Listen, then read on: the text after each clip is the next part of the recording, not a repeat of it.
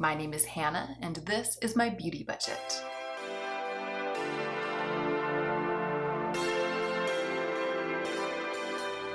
Hey y'all, so I'm really tired today. I had a long day and I'm filming on the day before I post, which I don't always do. I usually try to film a day or two in advance so that I can then edit on the days when I'm not filming, and that takes a little pressure off my schedule. But it's Saturday evening, I'm filming right now, and then I'm going to have to edit this and get it all finished and polished in time to go up tomorrow morning. This is all just to say that I have done something that I don't usually do, or rather I haven't done what I usually do. What I usually do if I'm not wearing eye makeup during the day, which I wasn't today, is that I come home and I put on an eye look for filming. I didn't always used to do that. During the first half of my first year on YouTube, I would sometimes come on here in this kind of a face with a bold lip and a very light or non-existent eye look. I think I just got used to how an eye-shaping eyeshadow look can kind of super enhance my features and reshape my face a little bit. I'm a person who looks really, really different, I think, when I do have like a sculpted eye on my eyes, as opposed to this, like a bare eye. But this is what I look like a lot in my daily life, and I think I would like to kind of get used to coming on camera with no eyeshadow on and get used to the way I look during the editing process when I'm just looking how I look, because this is how I look. I don't know why I've kind of drifted away from being cool with this. So my exhaustion today and how short I am on time is forcing my hand. I'm just wearing the face that I wore today. I have a little bit of this Stila Heaven's Hue highlighter in my crease and a little on my cheeks, and then I'm wearing ColourPop Dream Easy, which is one of my Shop My Stash for 10 Bold Lip Project lipsticks. I'm also wearing this gorgeous piece of clothing, which is another one of the tops that Lisa Q sent to me for me to wear on my channel.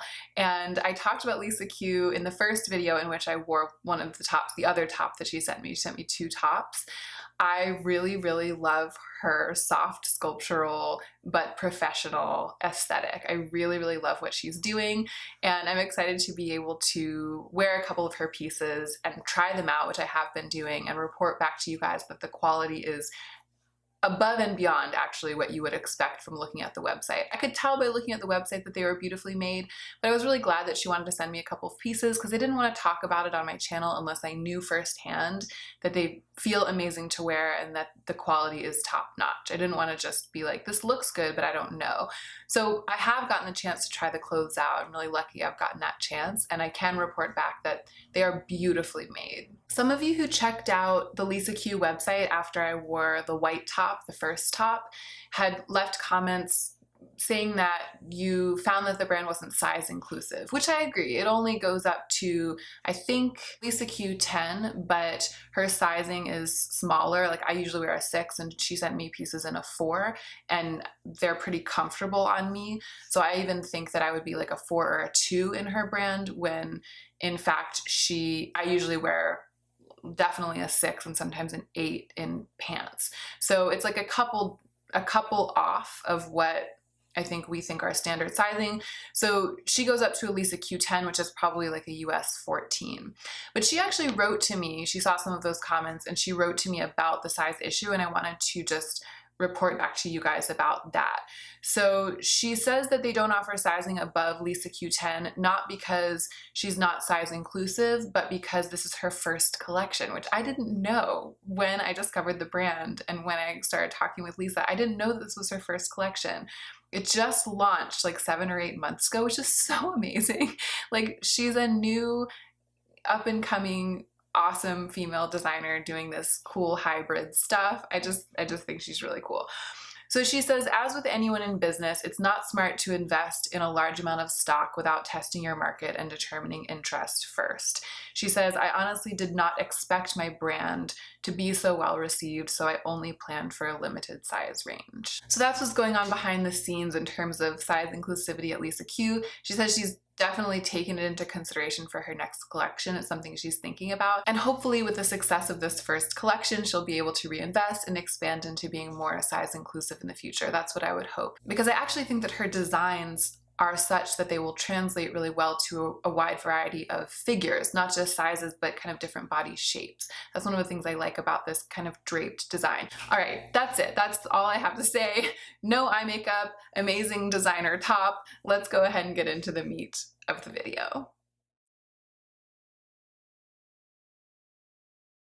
So as ever with these check-ins, I have my notes here. I'm just gonna kind of go through and talk extemporaneously about the things that I filed away to talk about. And the first thing, I've been sort of teasing in my past couple of videos that stuff is going on in our lives and that I was going to report to you about it in my check-in. And the main thing, and the thing that has been looming over us and that has kind of upset our schedules a good bit over the past couple of weeks, is that Joe and I are going to move. We are about to move. We're not moving to a new city. We're staying in LA. We're actually not moving very far. We are just moving to be closer to the Poema studio, the commercial space that we rent for our small clothing business. But the reason it's been a bit chaotic is that it all happened quite suddenly.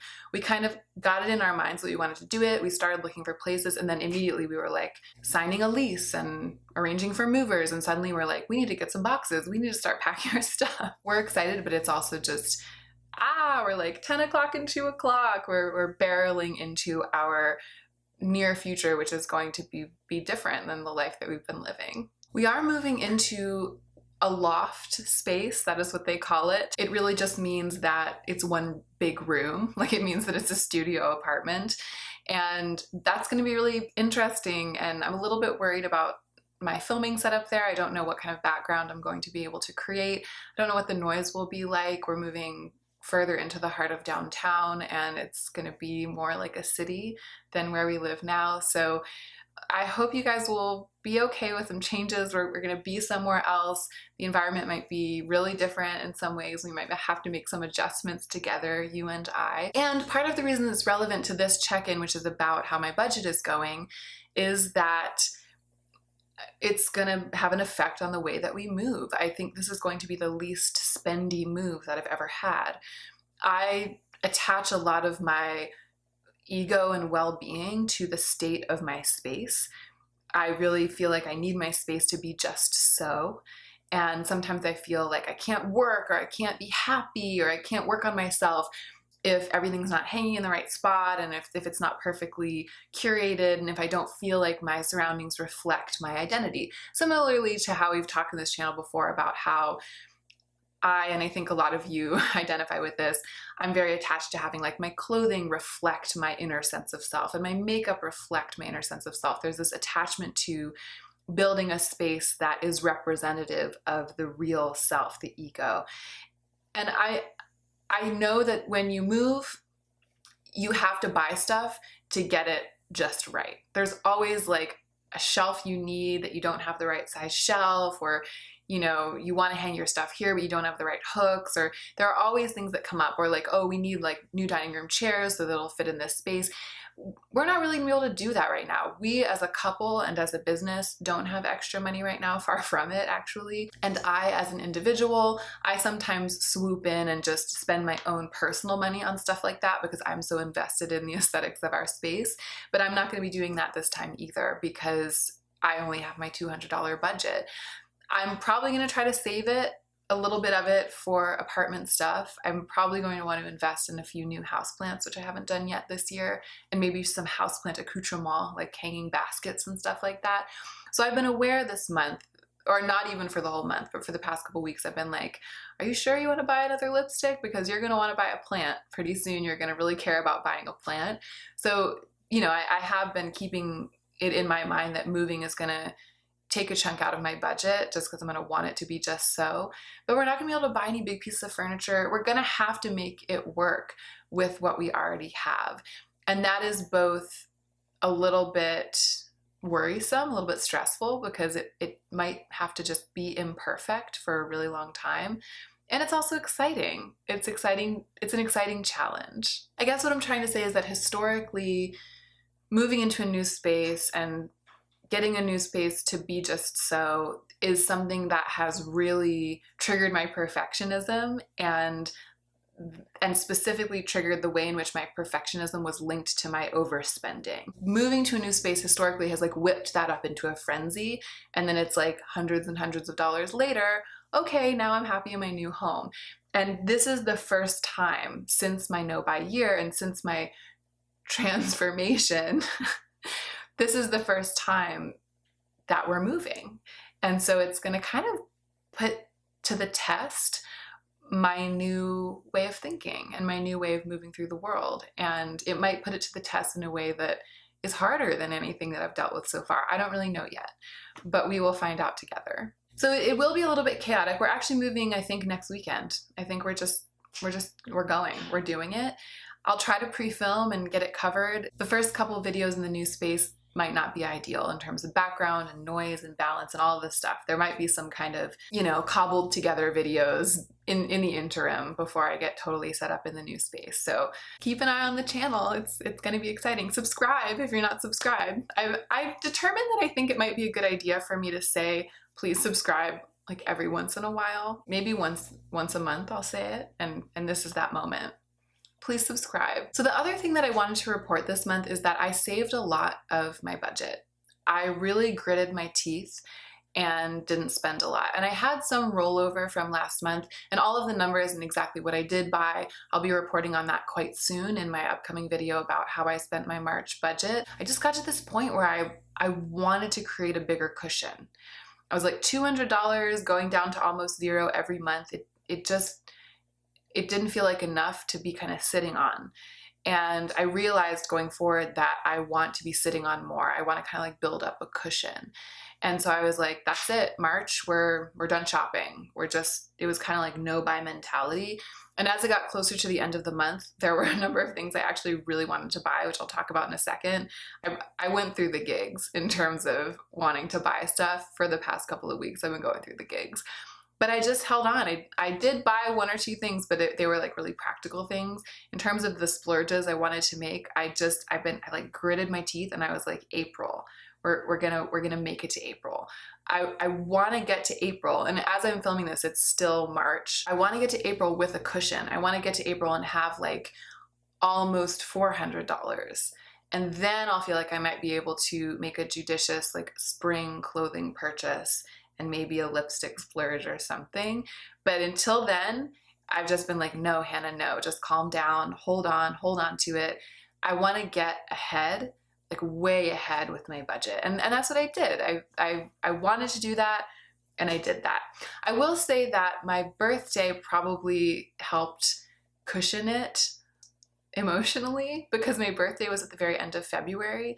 So I received some gifts, not a huge number of gifts. I don't get showered with gifts on my birthday. My parents went in together to buy me one thing, and my grandmother bought me one thing, and my sister bought me one thing, and Joe bought me one thing. So that's like, 4 gifts, 4 things. But that's a lot to someone who isn't shopping very much and who's still sort of like reeling from a no buy. And so the first couple of weeks of March, I think I had kind of this emotional cushion of the satisfaction of having this new stuff.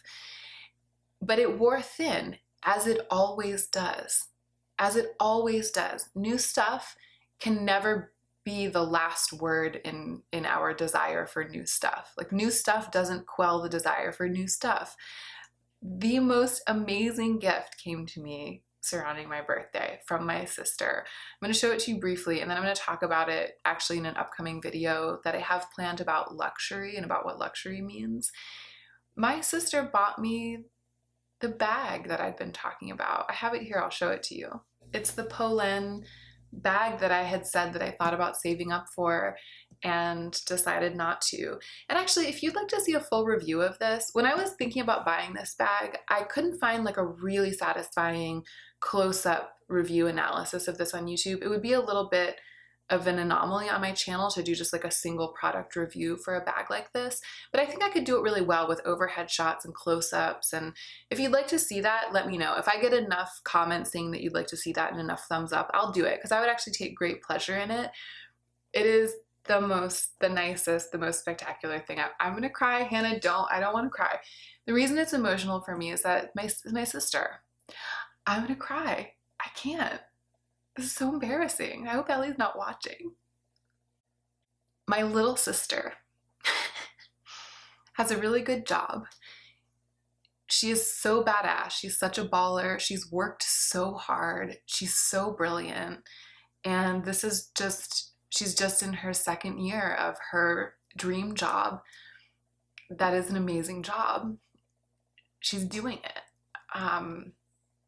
And she was able to buy this for me. She's also not a big gift giver. Like, we always give each other gifts. We always exchange. Nothing as nice as this. Like, this is not normal for my family. It's not like this in my family at all. And I don't come from a wealthy family. It's never been like this. It's always been like one modest gift, at the holidays, especially since I've, become an adult. Obviously, I'm elated to have this bag. It has really taught me, it has really helped to continue to teach me this lesson I'm always learning about quality over quantity, and to recognize the difference between like kind of wanting something and kind of wanting a fix, and really, really loving something beautiful that will endure in your wardrobe or in your collection of makeup or whatever it is. So it's an amazing gift. It's an amazing object. It's really like something I cherish. But every time I look at it, I think about Ellie, and I just think like, I love her so much. She loves me so much. She was this generous, and it comes from a place of just such hard work and brilliance on her part. It's to have a piece of kind of what she has achieved, not only in her profession, but also as a human, like her level of generosity, the way that she was able to like send me love in my language, which is gift giving, even though it's not her language. This was not what I planned for this check-in. I was just gonna be like, oh my god, you guys, my new Poland bag, it's so beautiful, and I am moving. And now I'm just like, my sister, I don't know what's wrong with me. All I was trying to say was, I received this bag around the time of my birthday in the mail. I about fainted when I saw the box. Like, Ellie was like, oh, your birthday present has been delivered, like go pick it up from your work office. So I went in and I was looking for like a little Sephora box or something. I thought she would have gotten me like a blush palette or something. And when I saw the box, I was like, this is a big box. And then I saw that it was from Poland. I like lost it. I couldn't believe it for all of these reasons, and which I don't know if I've expressed very well. I don't know if I've expressed myself very well about this, but it's just meaningful to me on a lot of levels. It's kind of it's a case study in how beautiful things can actually hold a lot of meaning and really spark joy on a deep level. And that is something I believe in. I think that beauty has a lot of power. This to me was like the ultimate experience in acquiring something beautiful. And it's something that I never dreamed that I would own, let alone dreamed that my little sister would send it to me. And I love it so much. All I have to do when I'm feeling down is like look at it, and I'm just like, life is so good. Like, it's that level of awesome for me.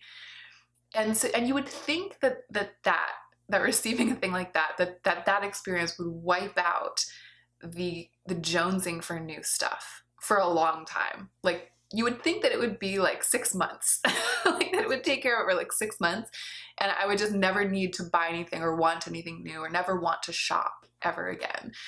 But it doesn't work that way. Getting new things doesn't satisfy the compulsion to acquire new things. Shopping doesn't fix the desire to shop. It doesn't quench it. It's just like if you crave sugar, eating sugar doesn't make you stop craving sugar. It kind of makes you crave sugar more. This is all just in the interest of explaining that my cushion, my birthday cushion, only helped me out for a couple of weeks. And then I started having to flex my no-buy muscles again. I started having to just remember what it was like when the answer was an easy no all the time, because that's how badly I wanted to save the majority of my budget until April. Let me kind of tell you about the things I've wanted. I considered doing a whole video about this, and maybe I'll do a video, and Yelika suggested that I do a video about my single eyeshadows wish list, because I have all these little carts full of single eyeshadows that I want, and I'm sort of going back and forth with myself about whether or not I should buy any single eyeshadows because I have so much eyeshadow. It's something I really don't need, but there are these holes in my single eyeshadow collection that I want to fill. So I mean, it would probably be kind of a niche video, but it might be fun to do. But I don't think I'm gonna do a whole video of like stuff I want that I'm not gonna buy right now because I just did that. But it's all new stuff. All the stuff I wanted that I'm not gonna buy in the last video, I don't want that stuff anymore. I want new stuff. So I've had a Sephora cart going for a while with a Bobbi Brown crushed liquid lipstick in it that I really, really might buy. A concealer that I sort of determined. I've been doing a lot of research about revamping my base makeup routine, and I think I found the one. I probably will make a video about that once I kind of have a new base makeup routine in place. I'll check in with you guys about that and let you know what I settled on. But there's been that in the cart. I kept adding like other lip liners, lip stuff into the cart. I had this like huge Sephora cart going for a while. I have really wanted that new melt stack that just came out.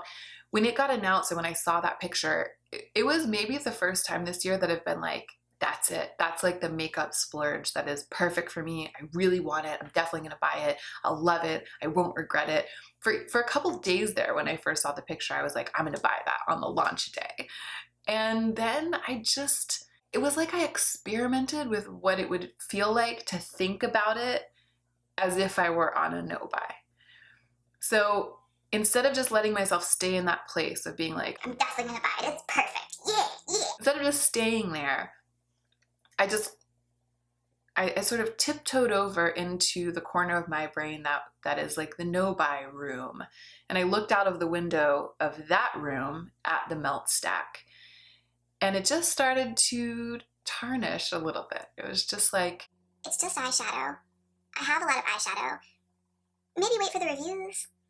And maybe just wait and see if your enthusiasm endures for 2 weeks, a month. Let's just wait. It's not going anywhere, it's not limited edition. I just kind of like looked at it out of that window and I don't want to buy it anymore. If it weren't so expensive, if it wouldn't cost a quarter of my budget for me to buy it, I would be more interested, but I just kind of was like, over just a couple of days, I kind of got to the place of, and it was that no-buy mentality that really helped me out. Also, the other thing that helped me out is that it got replaced by something else that I want, which is one of those palettes from Rowan, a new brand. Mariah Leonard reviewed their palettes and I investigated, and it just looks like my like wet, glittery, editorial, single color eyeshadow dreams. Like it just looks so me, so amazing. It's the cool toned one that I really, really want. And it's cost the same amount as the melt stack. Both of them would cost like $50, including shipping if I bought it. And it's the same situation. It's just like a high-end curated indie, just 4 eyeshadow. And the melt stack is also 4 eyeshadows. So each one of them, it's like this little palette of just 4 really, really special magical eyeshadows, like in like a beautiful packaging for $50. It's like, so I wanted the melt stack for a couple of days and then I talked myself kind of out of it. And then I really wanted this one from Rowan and I had it in my cart and I was like, if I buy this, I could like review it on my channel and it would be one of the first reviews and it's so me. And I like worked myself up into a frenzy over that. And what I did with that one was I just waited it out as well. I just waited it out. I still want it. I would still really like to try that stuff out. But there's something about the newness of a thing or newly deciding that you want it, newly putting it in your cart for the first time, looking at it for the first time. It creates kind of a sense of urgency to the desire. And I learned this lesson 1,000 times over during my no-buy year, but I learned it again now, not during my no-buy year, which is just that all of these desires go away whether you buy the thing or not. I've been so reminded, more reminded really than any other moment I can think of during all of this whole project, no-buy year, budget, all of this. Now is the moment where I the most strongly feel like I've remembered that it's okay to just sit with those desires and just let them be a part of your life. There's no emergency. It's okay to want and not get a thing. In fact, I would venture to say that it's part of life. It's part of what makes humanity, human life so rich, so multifaceted, so emotional, is that experience of wanting a thing and not getting it. And then, to be able to choose to just sit in that as life, as your life, and be like, this is great. This is what life is. That's so much better than feeling anxious about the fact that you want a thing and aren't getting it for some reason, whether you're choosing not to, or you can't afford it, or it's out of stock, or it was limited edition, or whatever the reason is that you can't get it or that you aren't getting it. I'll have these like feelings, spiky feelings, like I want a thing. And then I'll have other feelings about those feelings that are like, oh no, she wants a thing and now she has to decide if she's going to buy it or not. And then if I want the thing, but I'm not buying it because it's expensive or because I was on a no buy or what, then I'm like, oh no, like feelings about feelings, bad feelings about bad feelings, feeling guilty or depressed because of being in a state of anxiety, like all of these bad feelings about bad feelings. And right now I'm like, I really want that melt stack and I really want that Rowan palette. And that's okay. It's kind of like, this is my life, wanting beautiful things and perhaps never owning them. And I feel empowered to just sit with that and just eventually watch the desire ebb away, which it always does. I have to say, I decided not to buy myself a Polène bag. I talked about it in that video, the other video in which I was wearing a Lisa Q top, the white one. I decided not to buy it, and then I kind of let it go. I had been like lusting for one, so much so that I was thinking about saving my money and buying one. And after I made that video, and after I had truly decided that I wasn't going to buy one, I let go of the obsessive desire for the thing. And I venture to say that receiving one as a gift was better because I hadn't been fixating on it. Because when you're fixating on a thing, I've talked about this again so many times, you build it up into being something that no thing can ever be. And when I was fixating on this bag, when I was like looking at the website every day and dreaming over it and like thinking about which color I would get and all of this stuff, when I was doing that, I think that I had allowed the bag to loom so large in my fantasy life and in my fantasy of myself that no real bag could ever have filled the shoes of what I was fantasizing about.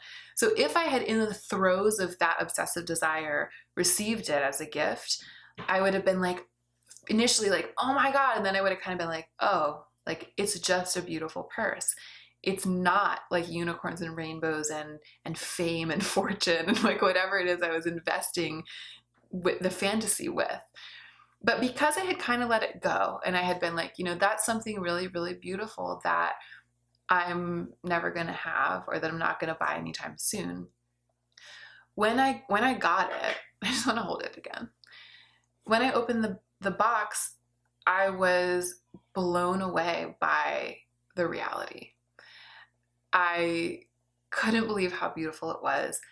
I felt like it was way more beautiful in person than it looked online, which I think is true. I mean, I think that the pictures online can't actually it's one of those wonderful cases in which the reality is actually better than the pictures online.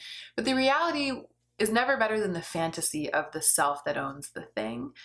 So it wasn't going to be better than that.